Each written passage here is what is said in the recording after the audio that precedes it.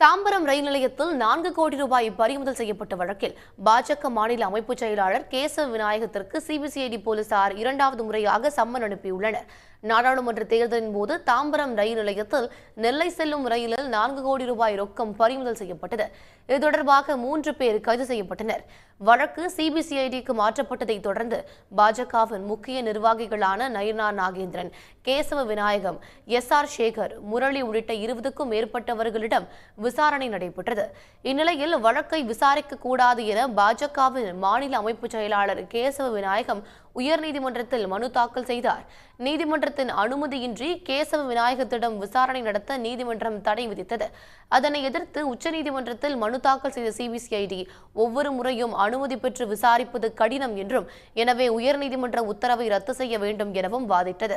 அதனை ஏற்ற உச்சநீதிமன்றம் 1 வாரத்திற்கு முன்பு சம்மன் வழங்கி விசாரிக்கலாம் என்று கூறி சென்னை உயர்நீதிமன்ற உத்தரவை ரத்து செய்தது. இந்நிலையில் சிபிசிஐடி போலீசார் கேசவ விநாயகத்திற்கு இரண்டாவது முறையாக சம்மன் அனுப்பியுள்ளனர். வரும் 7ஆம் தேதி காலை 11 மணிக்கு சென்னை எழும்பூரில் உள்ள சிபிசிஐடி அலுவலகத்தில் விசாரணைக்கு ஆஜராகுமாறு கூறியுள்ளனர். உடனுக்குடன் செய்திகளை தெரிந்து கொள்ள சன் நியூஸ் பெல் ஐகானை கிளிக் பண்ணுங்க.